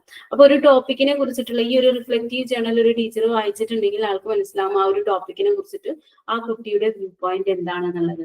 അപ്പൊ ആ ഒരു വ്യൂ പോയിന്റ് അനലൈസ് ചെയ്തതിനു ശേഷം ടീച്ചർ പ്രോപ്പർ ആയിട്ടുള്ള ഫീഡ്ബാക്ക് പ്രൊവൈഡ് ചെയ്യൂല. എന്തൊക്കെ ചേഞ്ചസ് ആണ് വരുത്തേണ്ടത്, എന്തൊക്കെ ഷോർട്ട് കമ്മിസ് അല്ലെങ്കിൽ എന്തൊക്കെ പോരായ്മകളാണ് ഉള്ളത് എന്നൊക്കെ ടീച്ചർ ഒന്ന് ഐഡന്റിഫൈ ചെയ്തിട്ട് പ്രോപ്പർ ആയിട്ട് ടീച്ചർ ഫീഡ്ബാക്ക് പ്രൊവൈഡ് ചെയ്യും. അത് ത്രൂ കുട്ടിക്ക് എന്ത് ചെയ്യാൻ പറ്റും, ഇമ്പ്രൂവ് ചെയ്യാനൊക്കെ പറ്റും. ഓക്കെ, ടീച്ചേഴ്സിന്റെ റെസ്പോൺസ് എന്താണ് ചേഞ്ചസ് വരുത്തേണ്ടത് അല്ലെങ്കിൽ എന്താണോ ടീച്ചർക്ക് അതിനെ കുറിച്ചിട്ടുള്ള ഒപ്പീനിയൻ, ഈ ഒരു റിഫ്ലക്റ്റീവ് ജേർണലിനെ കുറിച്ചിട്ടുള്ള ഒപ്പീനിയൻ എന്താണെന്നുള്ളത് ടീച്ചർക്ക് എഴുതാനുള്ള ഒരു സ്പേസ് ഉണ്ടായിരിക്കും. ലാസ്റ്റ് ടീച്ചറിന്റെ സൈൻ ഉണ്ടായിരിക്കും. ഓക്കെ, ഇത്രയും കാര്യങ്ങളാണ് റിഫ്ലക്റ്റീവ് ജേർണലിന്റെ പാർട്ടിൽ വരുന്നത്. ഇനി എന്തൊക്കെയാണ് റിഫ്ലക്റ്റീവ് ജേർണലിന്റെ അഡ്വാൻറ്റേജ് ആയിട്ട് വരിക? കുട്ടി തന്നെ, അതായത് ഒരു സ്റ്റുഡന്റിന് എക്സ്പീരിയൻസ് ചെയ്തിട്ടുള്ള ഒരു പാർട്ട് അല്ലെങ്കിൽ സ്റ്റുഡന്റിന് ഒരു ടോപ്പിക് റിലേറ്റ് ചെയ്തിട്ടുള്ള കാര്യങ്ങൾ ആൾ തന്നെ ഇതാണ് അല്ലെ. അപ്പൊ അതെന്താണ്, ഒരു സെൽഫ് ഡയറക്റ്റഡ് ലേണിംഗ് ആണ്. കുട്ടി ആക്റ്റീവ്ലി എന്ത് ചെയ്യുന്നുണ്ട്, പാർട്ടിസിപ്പേറ്റ് ചെയ്യുന്നുണ്ട്. അതുകൊണ്ട് തന്നെ കുട്ടിയിലെ സെൽഫ് എസ്റ്റീം അതുപോലെ സെൽഫ് അസസ്മെന്റിനുള്ള എബിലിറ്റി അതൊക്കെ എന്ത് ചെയ്യുന്നുണ്ട്, ഇത് ത്രൂ ഇംപ്രൂവ് ആവുന്നുണ്ട് അല്ലെ. അതേപോലെ തന്നെ നമ്മൾ ഓരോ വീക്കിലും ഇത് കണ്ടിന്യൂസ് ആയിട്ട് നടത്തുന്നത് തന്നെ ഇത് എന്ത് ചെയ്യുന്നുണ്ട്, കണ്ടിന്യൂസ് ആയിട്ടുള്ള ഒരു ഫീഡ്ബാക്ക് കുട്ടിക്ക് കിട്ടുന്നുണ്ട്. അപ്പൊ കുട്ടി പ്രോപ്പർ ആയിട്ട് അതിനനുസരിച്ച് ചേഞ്ച് ചെയ്യാൻ നോക്കുകയാണെങ്കിൽ എന്ത് ചെയ്യാണ്, കണ്ടിന്യൂസ് ആയിട്ടുള്ള ഒരു ഇമ്പ്രൂവ്മെന്റ് ഒക്കെ നമുക്ക് കൊണ്ടുവരാൻ വേണ്ടിയിട്ട് പറ്റൂലേ. അത് കുട്ടി തന്നെ കുട്ടിയുടേതായിട്ടുള്ള വ്യൂ പോയിന്റുകൾ എഴുതുന്നുണ്ട്, പ്രാക്ടിക്കൽ ലൈഫായിട്ടുള്ള അതിന്റെ അപ്ലിക്കേഷൻ ലെവലൊക്കെ എഴുതുന്നുണ്ട്. അതുകൊണ്ട് തന്നെ ഇത് എന്ത് ചെയ്യുന്നുണ്ട്, ക്രിറ്റിക്കൽ തിങ്കിങ്ങിനെയും അതുപോലെ ഡിസിഷൻ മേക്കിംഗ് പവറിനെയൊക്കെ എൻകറേജ് ചെയ്യുന്നുണ്ട് അല്ലെ. കുട്ടികൾ എന്താണ് ഈ ഒരു റിഫ്ലക്റ്റീവ് ജേർണൽ എന്ന് പറഞ്ഞിട്ടുള്ള ഈ ഒരു മെത്തേഡിൽ കുട്ടികൾ ആക്റ്റീവ്ലി ഇൻവോൾവ്മെന്റ് ആണ്, ആക്റ്റീവ്ലി പാർട്ടിസിപ്പേറ്റ് ചെയ്യുന്നുണ്ട്. അതുകൊണ്ട് തന്നെ അത് ത്രൂ നമുക്ക് എന്ത് ചെയ്യാം, കുറച്ചുകൂടി ഇൻട്രോവേർട്ട് ആയിട്ടുള്ള കുട്ടികളൊക്കെ ആണെങ്കിൽ കുറച്ചുകൂടി ആക്റ്റീവ് ആക്കാനും അതുപോലെ എന്താ സെൽഫ് ഡയറക്റ്റഡ് ലേണിംഗ് ഒക്കെ പ്രൊമോട്ട് ചെയ്യാനൊക്കെ എന്ത് ചെയ്യുന്നുണ്ട്, ഈ റിഫ്ലക്റ്റീവ് ജേർണൽ ഹെൽപ്പ് ചെയ്യുന്നുണ്ട് അല്ലെ. ഇത്രയും അഡ്വാൻറ്റേജസ് ഉണ്ടെങ്കിൽ കൂടി അതിന് കുറച്ച് ഡിസഡ്വാൻറ്റേജസും കൂടി ഉണ്ട് അല്ലെ. എന്താ, മെയിൻലി ടീച്ചേഴ്സിന് കുറച്ചധികം വർക്ക് ലോഡ് ആയിരിക്കില്ലേ. ഓരോ വീക്കിലും ഇത്രയും കുട്ടികളുടെ റിഫ്ലക്റ്റീവ് ജേർണൽ ചെക്ക് ചെയ്യുക, പ്രോപ്പർ ആയിട്ടുള്ള ഫീഡ്ബാക്ക് പ്രൊവൈഡ് ചെയ്യുക. ടീച്ചറുടെ ഭാഗത്തു നിന്ന് പ്രോപ്പർ ആയിട്ടുള്ള അസസ്മെന്റും ഫീഡ്ബാക്കും ഇല്ലെങ്കിൽ റിഫ്ലക്റ്റീവ് ജേർണൽ എന്ത് ചെയ്യില്ല, നല്ല രീതിക്ക് വിജയിക്കില്ല അല്ലെ, നല്ല രീതിക്ക് മുന്നോട്ട് പോകില്ല. അപ്പം പ്രോപ്പർ ആയിട്ട് ഇങ്ങനെ എല്ലാ കുട്ടികൾക്കും ഫീഡ്ബാക്കും കാര്യങ്ങളൊക്കെ പ്രൊവൈഡ് ചെയ്യണമെങ്കിൽ ഒരുപാട് ടൈം കൺസ്യൂം ചെയ്യും. ടീച്ചർക്ക് എന്ത് ചെയ്യാൻ പറ്റും, എന്താ വർക്ക് ലോഡ് കൂടും അല്ലെ. ചിലപ്പോൾ എന്ത് ചെയ്യും, കുട്ടികൾ അവരുടേതായിട്ടുള്ള വ്യൂ പോയിന്റ് എന്ത് ചെയ്തിട്ടുണ്ടായിരിക്കില്ല റിഫ്ലക്റ്റീവ് ജേർണലിൽ. ഇനിയിപ്പോ ടീച്ചർക്ക് എന്തെങ്കിലും തോന്നുമോ അല്ലെങ്കിൽ തെറ്റായി പോകുമോ എന്നൊക്കെയുള്ള ആ ഒരു ഇന്നറിൽ ആ ഒരു ഇത് കിടക്കുന്നതുകൊണ്ട് ചിലപ്പോൾ പ്രോപ്പർ ആയിട്ടുള്ള ആൻസർ അവർ എഴുതിയിട്ടില്ലെങ്കിൽ നമുക്ക് നമ്മൾ ഈ ഉദ്ദേശിച്ച ഈ ഒരു ഒബ്ജക്റ്റീവ്സ് ഒന്നും എന്ത് ചെയ്യാൻ പറ്റില്ല, സാറ്റിസ്ഫൈ ചെയ്യാൻ വേണ്ടിയിട്ട് പറ്റില്ല അല്ലെ. ഓക്കെ, പിന്നെ ഈ ഒരു ജേർണൽ എഴുതുന്നതിന് മുമ്പായിട്ട് ആ നടന്ന ഒരു കോൺസെപ്റ്റിനെ പറ്റി അല്ലെങ്കിൽ ആ ഒരു ഇവന്റിനെ കുറിച്ചിട്ട് ക്ലിയർ ആയിട്ടുള്ള ഒരു ഐഡിയ കുട്ടികൾക്ക് ഉണ്ടായിരിക്കണം. അല്ലെങ്കിൽ അവർക്ക് പ്രോപ്പർ ആയിട്ട് റിഫ്ലക്റ്റീവ് ജേർണലിൽ എഴുതാൻ വേണ്ടിയിട്ട് പറ്റില്ല. ഓക്കെ, പിന്നെന്താ, എക്സ്പീരിയൻസ് എങ്ങനെയാണ് ആ ഒരു സിറ്റുവേഷനെ കുറിച്ച് അല്ലെങ്കിൽ ആ ഒരു കണ്ടന്റിനെ കുറിച്ച് പ്രോപ്പർ ആയിട്ട് എഴുതേണ്ടത് എന്നുള്ളതിനെ കുറിച്ചിട്ട് ഒരു ഐഡിയ ഇല്ലെങ്കിൽ അത് ഒരു എഴുതി പിന്നെ പരിചയം ഇല്ലാത്തവർക്കൊക്കെ ആണെങ്കിൽ അതെന്താണ്, അതിന്റെ ക്വാളിറ്റിയെ വേണമെങ്കിൽ അഫക്ട് ചെയ്യാനുള്ള ഒരു റീസൺ ആയിട്ട് നമുക്ക് പറയാം. ഓക്കെ, ഇത്രയും പാർട്ടാണ് നമ്മൾ റിഫ്ലക്റ്റീവ് ജേർണൽ എന്ന പാർട്ടിൽ വരുന്നത്. ഇനി നിങ്ങൾക്ക് വേറെ ഒന്നുകൂടെ പഠിക്കാനുണ്ട്. Okay, 1 second. നമുക്ക് റിഫ്ലക്റ്റീവ് ജേർണൽ കൂടാതെ പോർട്ട്ഫോളിയോ കൂടെ നമുക്ക് ഈ ഒരു ചാപ്റ്ററിൽ പറയുന്നുണ്ട്. പക്ഷെ പോർട്ട്ഫോളിയോ നമ്മൾ സെക്കൻഡ് ചാപ്റ്ററിൽ ഓൾറെഡി ഡിസ്കസ് ചെയ്തിട്ടുണ്ട്. അപ്പൊ ആ ഒരു പോർഷൻ ഒന്ന് നോക്കാട്ടോ. നമ്മുടെ സിലബസിൽ 2 പ്രാവശ്യം പോർട്ട്ഫോളിയോ മെൻഷൻ ചെയ്തിട്ടുണ്ട്. സെക്കൻഡ് ചാപ്റ്ററിലുണ്ട്, അതുപോലെ തന്നെ ഈ ഒരു ചാപ്റ്ററിലുണ്ട്. അപ്പം അവിടെ നമ്മൾ ഡീറ്റെയിൽ ആയിട്ട് പറഞ്ഞതുകൊണ്ട് നമ്മൾ വീണ്ടും റിപ്പീറ്റ് ചെയ്യുന്നില്ല. ആ ഒരു പാർട്ട് പഠിക്കുമ്പോൾ അതും കൂടെ ഒന്ന് മൈൻഡിൽ വെച്ചിട്ട് പഠിക്കാം. ഓക്കെ, നെക്സ്റ്റ് നമുക്ക് ഡിസ്കസ് ചെയ്യാനുള്ളത് analysing, interpreting and recording quantitative data. Okay, അപ്പൊ നമ്മൾ ഏത് സിറ്റുവേഷനിലാണ് നിൽക്കുന്നത്? നമ്മൾ പ്രോപ്പർ ആയിട്ടുള്ള അസസ്മെന്റ് ടൂളുകൾ പരിചയപ്പെട്ടു, ടെസ്റ്റുകൾ പരിചയപ്പെട്ടു. ഓക്കെ, അപ്പൊ കുട്ടികളെ നമ്മൾ അസസ് ചെയ്ത് അവരുടെ അച്ചീവ്മെന്റ് ടെസ്റ്റുകളൊക്കെ നടത്തിയിട്ട് കുട്ടികളുടെ ഡാറ്റാസ് ഒക്കെ നമ്മൾ കളക്ട് ചെയ്തു അല്ലെ, എത്ര മാർക്ക് അവർ സ്കോർ ചെയ്തു, കാര്യങ്ങളൊക്കെ നമ്മൾ സെലക്ട് ചെയ്തു. ഇനി നമ്മൾ എന്ത് ചെയ്തു? കളക്ട് ചെയ്തു. ഇനി നമുക്ക് എന്ത് ചെയ്യണം? ആ കളക്ട് ചെയ്ത ഡാറ്റയെ അനലൈസ് ചെയ്യണം, ഇന്റർപ്രറ്റ് ചെയ്യണം, അതിനെ ഒരു റിപ്പോർട്ട് ആക്കിയിട്ട് സൂക്ഷിക്കണം അല്ലെ. എന്നിട്ട് എന്ത് ചെയ്യണം? പാരന്റ്സിനൊക്കെ നമുക്ക് കാണിച്ചു കൊടുക്കണമെങ്കിൽ പ്രോപ്പർ ആയിട്ടുള്ള ഒരു റിപ്പോർട്ട് വേണം അല്ലെ. ഒരു ക്ലാസ് റൂം നോക്കുകയാണെങ്കിൽ തന്നെ നമുക്ക് അറിയണം അല്ലെ, ആ ഒരു ക്ലാസ് റൂമിൽ ടോട്ടൽ കുട്ടികളുടെ പഠനത്തിൽ എന്ത് ചേഞ്ചസ് ആണ് വന്നിട്ടുള്ളത്, എങ്ങനെയാണ് ആ ഒരു കുട്ടികളുടെ കറന്റ് സ്റ്റാറ്റസ്, അങ്ങനെയൊക്കെ നമുക്ക് അറിയേണ്ടതുണ്ട് അല്ലെ. അപ്പൊ അതിനൊക്കെ വേണ്ടിയിട്ട് നമുക്ക് എന്ത് ചെയ്യണം? കുറച്ച് mathematical calculations as A teacher നമ്മൾ അറിഞ്ഞിരിക്കാം. നമ്മുടെ സ്റ്റാറ്റിക്സിലുള്ള കുറച്ച് പാർട്ടുകൾ, ആവറേജ്, ഡിസ്പേർഷൻ, അങ്ങനെയുള്ള പാർട്ടുകളൊക്കെ നമുക്കൊന്ന് അറിഞ്ഞിരിക്കണം. അപ്പൊ ആ ഒരു പാർട്ടാണ് ഇനി നമ്മൾ എന്ത് ചെയ്യാൻ വേണ്ടിയിട്ട് നോക്കാൻ വേണ്ടി പോകുന്നത്. അപ്പൊ ഈ ഒരു പാർട്ടിൽ നിന്നാണ് നമ്മൾ പ്രോബ്ലം ബേസ്ഡ് ക്വസ്റ്റ്യൻസ് ഒക്കെ വരിക നമ്മുടെ ഈ ഒരു പേപ്പറിൽ. Okay, the assessment data is obtained in the form of numerical measures which cannot be used as such for interpreting the performance of students. അതായത് നമുക്ക് എക്സാംസ് ത്രൂ അല്ലെങ്കിൽ അച്ചീവ്മെന്റ് ടെസ്റ്റ് ത്രൂ ഒക്കെ കിട്ടുന്നത് ന്യൂമറിക്കൽ മെഷേഴ്സ് ആണ് അല്ലെ, numbers ഫോർമാറ്റിലാണ്, മാർക്കുകളായിട്ടല്ലേ നമുക്ക് obtain ചെയ്യാം. ആ മാർക്ക് വെച്ചിട്ട് നമുക്ക് എന്ത് ചെയ്യാൻ പറ്റില്ല? കുട്ടീനെ ഇന്റർപ്രറ്റ് ചെയ്യാൻ പറ്റില്ല അല്ലെ. അങ്ങനെ പറഞ്ഞാൽ എന്താ?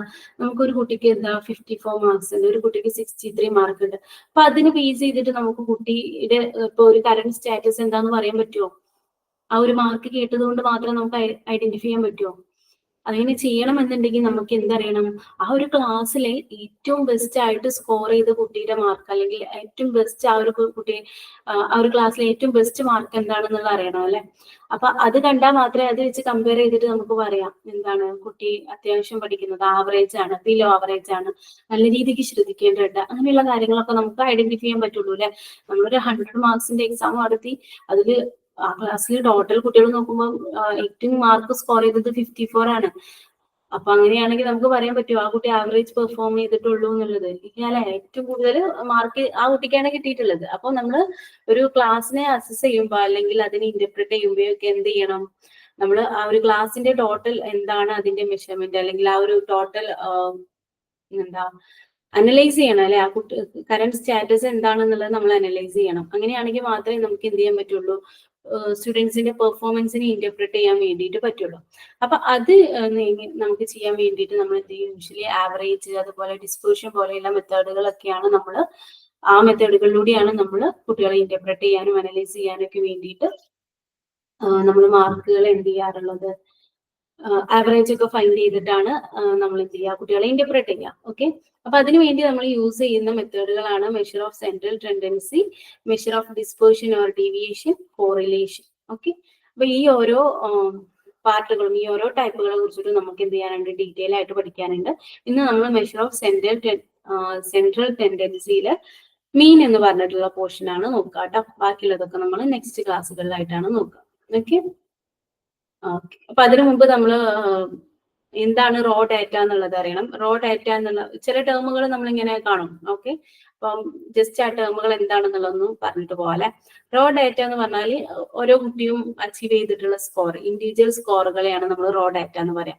ഇനി ഫ്രീക്വൻസി ഡിസ്ട്രിബ്യൂഷൻ എന്ന് പറഞ്ഞിട്ടുണ്ടെങ്കിൽ ഇപ്പൊ ചില കുട്ടികൾ എന്ത് ചെയ്തിട്ടുണ്ടാവും? 10 to 20 മാർക്സ് സ്കോർ ചെയ്തിട്ടുണ്ടാവും. ചിലര് 20ക്കും 30ക്കും ഇടയിൽ മാർക്ക് സ്കോർ ചെയ്ത കുട്ടികളുടെ നമ്പർ ഇത്ര, അങ്ങനെ നമ്മൾ കൊടുക്കില്ലേ? അതിനാണ് എന്ത് ചെയ്യുക? Frequency distribution. ഓക്കെ, സോറി, അത് ക്ലാസ് എന്ന് പറയും കേട്ടോ. ഫ്രീക്വൻസി ഡിസ്ട്രിബ്യൂഷൻ എന്ന് പറഞ്ഞാൽ എന്താ? Consist of orderly arranged classes and class frequencies. Okay, ഇനി ഈ ഒരു ഡാറ്റനെ നമുക്ക് വേണമെങ്കിൽ ടെക്സ്റ്റൽ ഫോർമാറ്റിൽ, ടാബുലാർ ആക്കിയിട്ട്, അതുപോലെ ഗ്രാഫിക്കൽ ഫോർമാറ്റിലൊക്കെ നമുക്ക് എന്ത് ചെയ്യാം?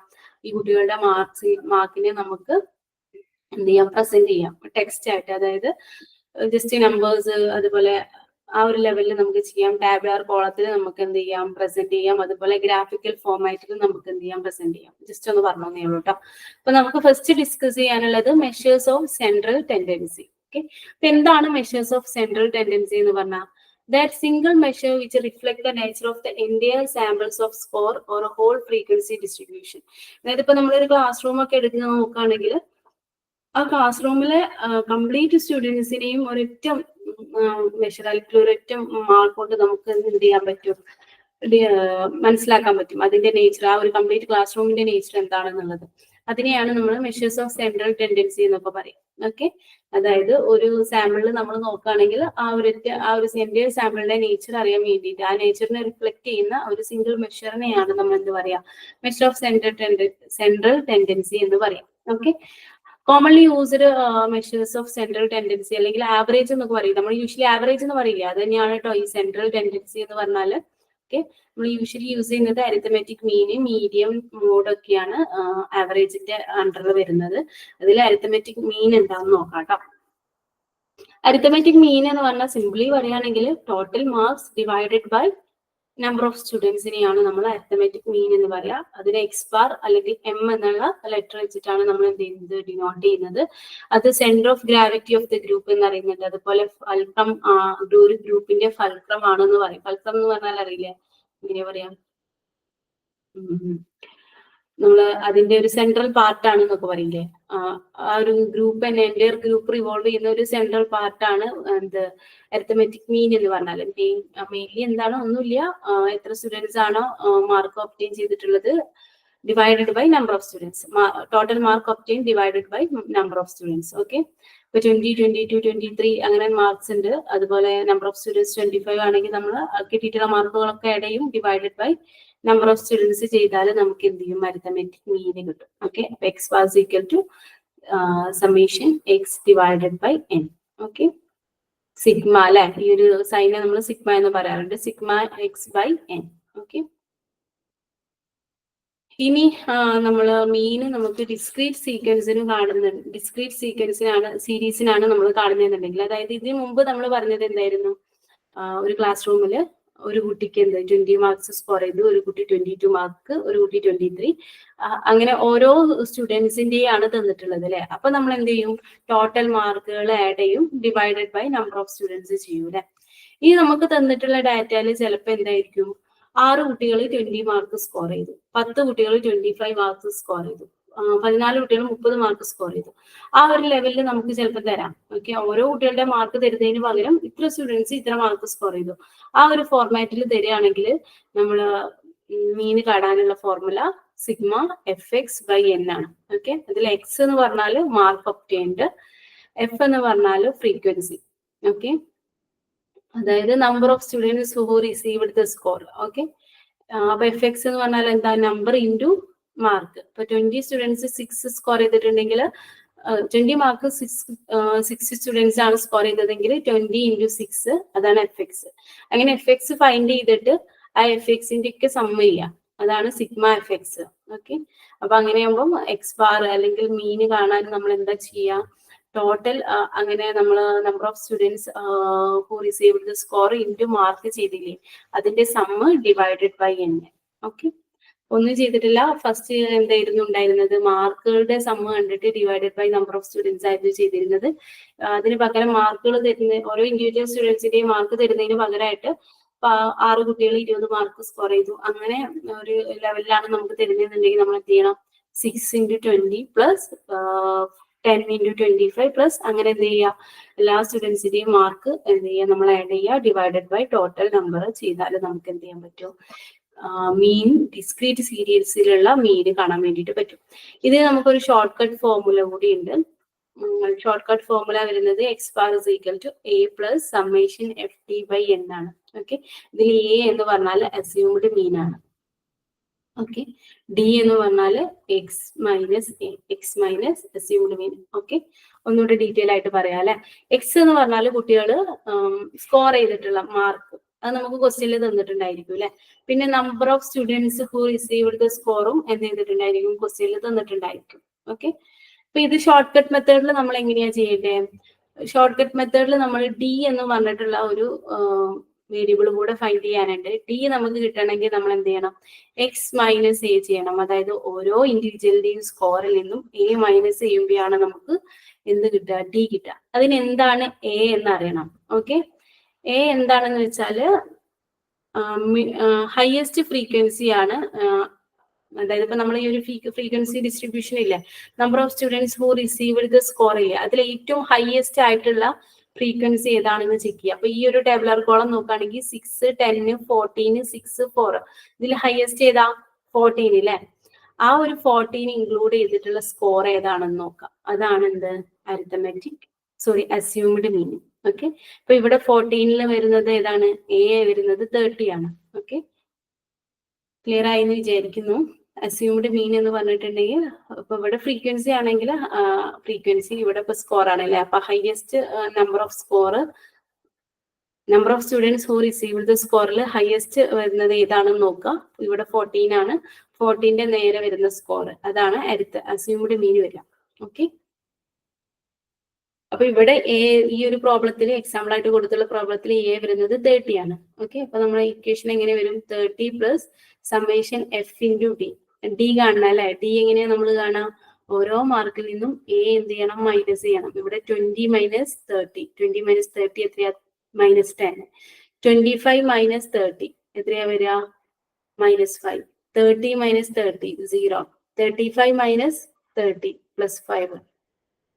40 മൈനസ് 30 പ്ലസ് 10. ഓക്കെ, അങ്ങനെയാണ് d is equal to x minus a എന്നുള്ള ഈ ഒരു ടാബുലാർ കോളം ഫിൽ ആയിട്ടുള്ളത് കേട്ടോ. ഓക്കെ, അപ്പൊ നിങ്ങൾ ഇവിടെ നോക്കുകയാണെങ്കിൽ d is equal to x minus A അല്ലെ. ഈ ഒരു അരിത്തമെറ്റിക് മീനിന്റെ മുകളിലോട്ടും താഴോട്ടും ഉള്ളതിന്റെ സം എന്തായിരിക്കും? സെയിം തന്നെയായിരിക്കും. ഓക്കെ, ജസ്റ്റ് പറഞ്ഞേ ഉള്ളൂ കേട്ടോ. പിന്നെ നമ്മൾ എന്ത് ചെയ്യുക? എഫ് ടി കാണാം. എഫ് എന്താ? 6 ഇവിടെ ഫസ്റ്റത്തെ നോക്കുകയാണെങ്കിൽ 6, ഡി -10. അപ്പൊ 6 ഇൻറ്റു -10 കാണാം. അപ്പൊ -60 കിട്ടും, എഫ് ടി കിട്ടും. അപ്പൊ അങ്ങനെ കിട്ടിയിട്ടുള്ള എഫ് ടിയുടെ ഒക്കെ സമ്മ നമ്മൾ എടുത്താൽ സിഗ്മ എഫ് ടി കിട്ടും. അത് ജസ്റ്റ് ചെയ്യാൻ എന്ത് ചെയ്യുക? ഇക്വേഷനിൽ അപ്ലൈ ചെയ്യുക. എ 30 കിട്ടും പ്ലസ് സിഗ്മ എഫ് ടി നമുക്ക് ഇവിടെ -40 കിട്ടിയിട്ടുണ്ട്. -40 ഡിവൈഡഡ് ബൈ എൻ എത്രയാണ്? 40 ആണ്. അങ്ങനെ ചെയ്യുമ്പോൾ നമുക്ക് ആൻസർ കിട്ടും. അപ്പൊ നിങ്ങൾ വിചാരിക്കൂലേ ഇതാണ് ഷോർട്ട് കട്ട് മെത്തേഡ്, ഇതിൽ സുഖം ഡയറക്റ്റ് മെത്തേഡ് അല്ലേന്ന് നമുക്ക് തോന്നാം. യൂഷ്വലി കാരണം ഈ ഒരു ടാബുലാർ കോളൊക്കെ കാണുമ്പോൾ പ്രീ കാൽക്കുലേഷൻ ചെയ്യാൻ ഉള്ളത് പോലെ നമുക്ക് ഫീൽ ചെയ്യെങ്കിലും എളുപ്പം ഇത് തന്നെയാണ് കേട്ടോ. കാരണം എന്താന്ന് വെച്ചാല് ഇവിടെ മൾട്ടിപ്ലിക്കേഷൻ ഒക്കെ ചിലപ്പോൾ വലിയ നമ്പേഴ്സിന്റെ ഒക്കെ വന്നു കഴിഞ്ഞാൽ കുറച്ച് ബുദ്ധിമുട്ടാകും. അപ്പം ഈ ഒരു കേസിൽ നോക്കുകയാണെങ്കിൽ എന്താ ചെറിയ ചെറിയ നമ്പേഴ്സിൻ്റെതാണ് വരിക. നമ്മുടെ 10, 2 അങ്ങനെയുള്ള ചെറിയ ചെറിയ നമ്പേഴ്സിന്റെ ആണ് വരിക. അപ്പൊ അതുകൊണ്ടാണ് ഇത് ഷോർട്ട് കട്ട് മെത്തേഡ് ആയിട്ട് വരുന്നത് കേട്ടോ. നിങ്ങളൊന്ന് ജസ്റ്റ് ഒരു ക്വസ്റ്റ്യന്, അതായത് സെപ്പറേറ്റ് ഒരു ക്വസ്റ്റ്യൻ വെച്ചിട്ട് ഒന്ന് ഇതൊന്ന് ചെയ്ത് നോക്കിയാൽ നിങ്ങൾക്ക് മനസ്സിലാവും കേട്ടോ. ഞാനിപ്പോ ഇങ്ങനെ പറയുമ്പോൾ ഇതാണ് ടഫ് എന്ന് തോന്നും. ഇത് തന്നെയാണ് ഷോർട്ട് ആയിട്ട് നമുക്ക് ചെയ്യാൻ പറ്റുന്ന മെത്തേഡ്. ഓക്കെ, ജസ്റ്റ് ഈ ഒരു പ്രോബ്ലം ഒന്ന് എന്ത് ചെയ്യാം? എഴുതിയിട്ട് തന്നെ ഒന്ന് ജസ്റ്റ് പ്രോബ്ലം മാത്രം ഒന്ന് നോക്കാം, ആൻസർ ചെയ്യാൻ പറ്റുന്നുണ്ടോ എന്ന് ചെക്ക് ചെയ്യാം കേട്ടോ. ഈ ഒരു പ്രോബ്ലം ക്വസ്റ്റ്യൻസ് ആകുമ്പോൾ നിങ്ങൾ അങ്ങനെ ചെയ്തെങ്കിൽ മാത്രമേ നിങ്ങൾക്ക് പ്രോപ്പർ ആയിട്ട് എന്ത് ചെയ്യാൻ പറ്റുള്ളൂ, അത് ചെയ്യാൻ വേണ്ടിയിട്ട് പറ്റുള്ളൂ. ഓക്കെ, ഇപ്പൊ നമ്മൾ പറഞ്ഞത് എന്തായിരുന്നു? ഫസ്റ്റ് നമ്മൾ എന്ത് ചെയ്തു? സിംഗിൾ ഡാറ്റ ഓരോ സ്റ്റുഡൻസിന്റെയും മാർക്ക് തന്നാൽ എങ്ങനെയാണ് മീൻ കാണാന്നുള്ളത് പറഞ്ഞു. അപ്പൊ എന്ത് ചെയ്തു? ടോട്ടൽ മാർക്കുകളൊക്കെ ആഡ് ചെയ്തു, ഡിവൈഡഡ് ബൈ n ചെയ്തു. പിന്നെ നമ്മൾ എന്ത് ചെയ്തു? ഡിസ്ക്രീറ്റ് സീരീസിന്റെ മീൻ കണ്ടെത്തി അല്ലെ. അത് നമ്മൾ എന്താ? Sigma f x by n എന്നുള്ള ഇക്വേഷൻ വെച്ചിട്ടാണ് കാണാന്ന് പറഞ്ഞു. ഈ ഒരു ക്ലാസ് ആയിട്ടാണ് തന്നത്, ഒരു ഫ്രീക്വൻസി ഡിസ്ട്രിബ്യൂഷൻ ആയിട്ടാണ്, ഗ്രൂപ്പ്ഡ് ഡാറ്റ ആയിട്ടാണ് തന്നത് എന്നുണ്ടെങ്കിൽ എങ്ങനെയാണ് മീൻ കാണാന്നുള്ളത് നോക്കാട്ടോ. മീൻ കാണാൻ നമ്മൾ x bar is equal to summation f x by n തന്നെയാണ് ചെയ്യുക. ഇവിടെ എക്സ് എന്ന് പറഞ്ഞാല് പക്ഷെ ഒരു ചെറിയ വ്യത്യാസമുണ്ട്. നമ്മള് ബാക്കിയുള്ള ക്വസ്റ്റ്യൻസിനൊക്കെ എക്സ് വന്നത് മാർക്കായിരുന്നു അല്ലെ. പക്ഷെ ഇവിടെ എക്സ് എന്നുള്ളത് value of the mid point of class ഇന്റർവെല്ലിനെയാണ് എന്ത് ചെയ്യുന്നത്? ഡിനോട്ട് ചെയ്യുന്നത്. ഓക്കെ, ഇപ്പൊ ഇവിടെ ക്ലാസ് ഇന്റർവെല് നോക്കുകയാണെങ്കിൽ എക്സാമ്പിൾ ആയിട്ട് ഒരു ഇലിസ്ട്രേഷൻ കൊടുത്തിട്ടുണ്ട്. 1 to 10 3 ആണെന്ന് പറഞ്ഞിട്ടുണ്ട് അല്ലെ. അപ്പൊ ഇതില് എക്സ് എന്ന് പറഞ്ഞിട്ടുണ്ടെങ്കിൽ എന്താണ്? Mid point of class interval ആണ് വരിക. അപ്പൊ 1 to 10 എന്നുള്ളതാണ് ഒരു ക്ലാസ് ഇന്റർവെൽ. അതിന്റെ മിഡ് പോയിന്റ് എങ്ങനെയാ കാണാ? നമ്മള് 10 plus 1/2 അല്ലെ. അപ്പൊ നമുക്ക് എന്ത് കിട്ടും? Mid point of class interval കിട്ടും. ഓക്കെ, 10 plus 1 11, 11/2 5.5 എന്ന് കിട്ടും. സെക്കൻഡ് വൺ എങ്ങനെയാ ചെയ്യാ? 11 11 to 20 ആണ് വരുന്നത്. അപ്പൊ നമ്മൾ എന്ത് ചെയ്യാം, 20 plus 11 31/2 ചെയ്യാം അല്ലെ. അപ്പൊ നമുക്ക് 15.5 എന്ന് കിട്ടും. ഓക്കെ, അപ്പൊ ഈ ഒരു മിഡ് പോയിന്റ് ഓഫ് ക്ലാസ് ഇന്റർവെല്ലിനെയാണ് നമ്മൾ എന്ത് ചെയ്യുന്നത്, എക്സ് ആയിട്ട് കൺസിഡർ ചെയ്യുന്നത്. പിന്നെ എഫ് ഇൻറ്റു എക്സ് ചെയ്താൽ നമുക്ക് എഫ് എക്സ് കിട്ടും. ഓക്കെ, അപ്പൊ sigma f x by n ചെയ്താൽ നമുക്ക് എന്ത് കിട്ടും, ഈ ഒരു മീന് ഫൈൻഡ് ഔട്ട് ചെയ്യാൻ വേണ്ടിയിട്ട് പറ്റും. ഗ്രൂപ്പ് ഡാറ്റാന്റെ മീന് നമുക്ക് ഫൈൻഡ് ഔട്ട് ചെയ്യാൻ വേണ്ടി പറ്റും. ഓക്കെ, ഇക്വേഷൻ സെയിം തന്നെയാണ്, ബട്ട് അതിൽ യൂസ് ചെയ്തിരിക്കുന്ന എക്സ് എങ്ങനെയാണ്, ക്ലാസ് ഇന്റർവെല്ലിന്റെ മിഡ് പോയിന്റ് ആണ് എന്ത് വരിക, എക്സ് വരിക. ഓക്കെ, അതായത് ഇപ്പം എങ്ങനെയായിരിക്കും ക്വസ്റ്റ്യൻസ് വരിക, 1 to 10 മാർക്സ് സ്കോർ ചെയ്തത് 3 സ്റ്റുഡൻസ് ആയിരുന്നു, 11 to 20 മാർക്ക് സ്കോർ ചെയ്തത് 5 സ്റ്റുഡൻസ്. അങ്ങനെ ഒരു ഡാറ്റ തന്നിട്ട് നമ്മൾ പറയും ആ ഒരു ക്ലാസിന്റെ മീൻ എത്രയാണെന്ന് ഫൈൻഡ് ചെയ്യാൻ. ആ ഒരു ഫോർമാറ്റിലാണ് ക്വസ്റ്റ്യൻസ് വരിക. അപ്പൊ നമ്മൾ എന്ത് ചെയ്യണം, അതിനിങ്ങനെ ടാബുലർ കോൾ ആക്കിയിട്ട് മിഡ് പോയിന്റ് ഫൈൻഡ് ചെയ്യണം ക്ലാസ് ഇന്റർവെല്ലിന്റെ. എന്നിട്ട് എഫ് എക്സ് ഫൈൻഡ് ചെയ്തിട്ട് അതിന്റെ സം എടുത്ത് കഴിഞ്ഞിട്ട് ഡിവൈഡഡ് ബൈ എൻ ചെയ്താൽ നമുക്ക് എന്ത് കിട്ടും, എക്സ് ബാർ കിട്ടും. ഓക്കെ, ഇനി ഷോർട്ട് കട്ട് മെത്തേഡ് ഉണ്ട്. ഷോർട്ട് കട്ട് മെത്തേഡിന്റെ ഇക്വേഷൻ വരുന്നത് x bar is equal to A plus summation f t by n into I ആണ്. ഓക്കെ, ഇതിൽ എ എന്ന് പറഞ്ഞാൽ അസ്യൂംഡ് മീൻ ആണ്. അസ്യൂംഡ് മീൻ എങ്ങനെയാ നമ്മൾ കാണാം, ഫ്രീക്വൻസി കോളം നോക്കൂ അല്ലെ, അതിൽ ഏറ്റവും ഹയസ്റ്റ് ഫ്രീക്വൻസി ഏതാണെന്ന് നോക്കും. ഓക്കെ, ഏതാ ഇതിൽ 3, 5, 6, 4, 6, 12, 6, 4, 3, 1 ഉണ്ട് അല്ലെ. അതിൽ 12 ആണ് ഹയസ്റ്റ് ഫ്രീക്വൻസി. അതുമായിട്ട് റിലേറ്റ് ചെയ്തിട്ടുള്ള ക്ലാസ് ഇന്റർവെൽ ഏതാണെന്ന് നോക്കും. ഏതാണ്, 51 to 60. അതിന്റെ മിഡ് പോയിന്റ് ആണ് അസ്യൂംഡ് മീൻ ആയിട്ട് വരിക. ഓക്കെ, അതിന്റെ മിഡ് പോയിന്റ് ഏതാ, 51 to 60 എന്ന് വരുമ്പോൾ 60 plus 51/2 55.5 ആണ് അസ്യൂംഡ് മീൻ ആയിട്ട് വരിക.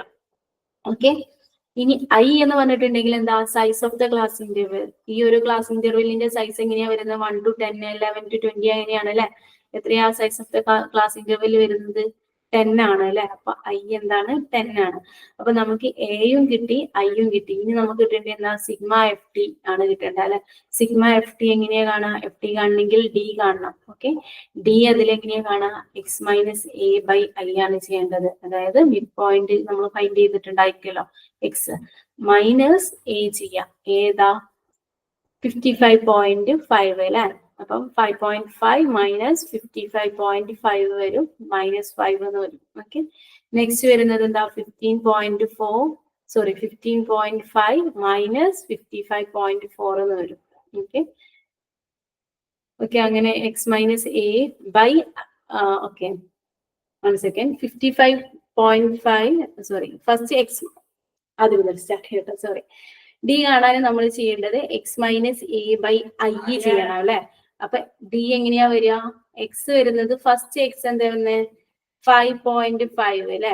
5.5 മൈനസ് എ, അസ്യൂംഡ് മീൻ 55.5 ആണ് അല്ലെ.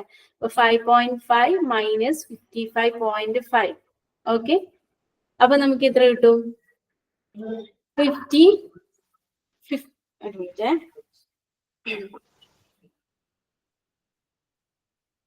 One second.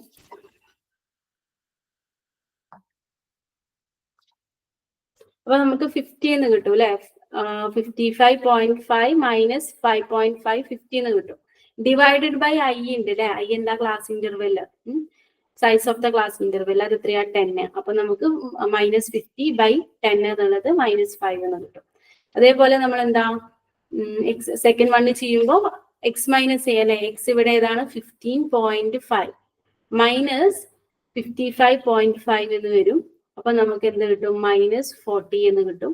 അപ്പൊ -40 ഡിവൈഡഡ് ബൈ ക്ലാസ് ഇന്റർവെല് 10 ചെയ്യുമ്പോൾ നമുക്ക് -4 കിട്ടും. അങ്ങനെ നമുക്ക് ഡി എല്ലാ ഓരോ ക്ലാസ് ഇന്റർവെല്ലിന്റെയും ഡി ഫൈൻഡ് ഔട്ട് ചെയ്യാൻ പറ്റും. എന്നിട്ട് എന്ത് ചെയ്യുക, f into d, frequency into d ചെയ്താൽ അപ്പൊ നമുക്ക് ഫൈനലി നോക്കുമ്പോൾ എന്തേ മൾട്ടിപ്ലൈ ചെയ്യാനുണ്ടായിരിക്കുള്ളൂ, എഫ് ഇൻറ്റു ഡി, 3 × -5, 5 × -4 അങ്ങനെ ഉണ്ടായിരിക്കുള്ളൂ. F into d find out ചെയ്തിട്ട് അതിന്റെ ടോട്ടൽ സം എടുത്താൽ നമുക്ക് സമ്മേഷൻ എഫ് ടി കിട്ടും. ടോട്ടൽ എത്ര ഫ്രീക്വൻസി ഉണ്ട് എന്നുള്ളതിന്റെ സമ്മേഷൻ എഫ് എടുത്തു കഴിഞ്ഞാൽ നമുക്ക് എൻ കിട്ടും. എഫ് ടി ബൈ എൻ ചെയ്താൽ നമുക്ക് എന്ത് കിട്ടും, ഈ ഇക്വേഷനിൽ പുട്ട് ചെയ്താൽ നമുക്ക് മീന് ഫൈൻഡ് ഔട്ട് ചെയ്യാൻ വേണ്ടിയിട്ട് പറ്റും. അപ്പൊ ഈ ഒരു മെത്തേഡിലൂടെയാണ് നമ്മൾ ഒരു ഫ്രീക്വൻസി ഡിസ്ട്രിബ്യൂഷൻ, അതായത് ഗ്രൂപ്പ്ഡ് ഡാറ്റാന്റെ മീന് ഫൈൻഡ് ഔട്ട് ചെയ്യും. ഓക്കെ, ഇനി അരിത്തമെറ്റിക് മീനിന്റെ കുറച്ച് മെറിറ്റും ഡിമെറിറ്റും ഡിസ്കസ് ചെയ്യാനുണ്ട്. അതൊരു വെൽ ഡിഫൈൻഡ് മാത്തമാറ്റിക്കൽ ഫോർമുലയാണ് അല്ലെ. അതുകൊണ്ട് തന്നെ നമുക്ക് എന്ത് ചെയ്യാൻ പറ്റും, ഓരോ ക്ലാസ് ഇന്റർവെല്ലിന്റെയും ഒരു കംപ്ലീറ്റ് ഔട്ട്ലുക്ക് എന്ത് ചെയ്യാൻ പറ്റും, ഐഡന്റിഫൈ ചെയ്യാൻ വേണ്ടിയിട്ട് പറ്റും. It depend on all items in the distribution. എല്ലാ ഐറ്റത്തിനെയും എന്ത് ചെയ്യുന്നുണ്ട്, ഡിപ്പെൻഡ് ചെയ്യുന്നുണ്ട്. അതുപോലെ തന്നെ നമ്മൾ നോക്കുകയാണെങ്കിൽ അത് മീൻ ഡീവിയേഷന്റെ മുകളിലോട്ടും താഴോട്ടുള്ള ഡാറ്റാസ് ആഡ് ചെയ്ത് കഴിഞ്ഞാൽ എന്താണ് 0 ആണ് കിട്ടുക. അതുകൊണ്ട് അതൊരു സെൻട്രൽ ടെൻഡൻസി എന്നുള്ള ഒരു ഫോർമാറ്റ് അല്ലേ, അതായത് ആ ഒരു ഗ്രൂപ്പിന്റെ ഒരു സെന്റർ ഓഫ് ഗ്രാവിറ്റി നമുക്ക് മെഷർ ചെയ്യാൻ വേണ്ടിയിട്ട് പറ്റും. ഓക്കെ, അപ്പൊ അതൊക്കെയാണ് അരിത്തമെറ്റിക് മീനിന്റെ മെറിറ്റ്. പിന്നെ അതിന്റെ ഡിമെറിറ്റ് ആയിട്ട് പറയുകയാണെങ്കിൽ അതിലുള്ള ഏതെങ്കിലും ഒരു വാല്യൂ നമുക്ക് അറിയില്ലെങ്കിൽ നമുക്ക് എന്ത് ചെയ്യാൻ പറ്റില്ല, അരിത്തമെറ്റിക് മീനിന് കാൽക്കുലേറ്റ് ചെയ്യാൻ വേണ്ടിയിട്ട് പറ്റില്ല. അപ്പൊ അങ്ങനെയുള്ള കുറച്ച് ഡിമെറിറ്റ്സുകളും ഉണ്ട്. ഇത്രയും പാർട്ടാണ് ഇന്നത്തെ ക്ലാസ്സിൽ ഡിസ്കസ് ചെയ്യുന്നത്. ഓക്കെ, പ്രോപ്പറായിട്ട് മനസ്സിലായി എന്ന് വിചാരിക്കുന്നു. Thank you.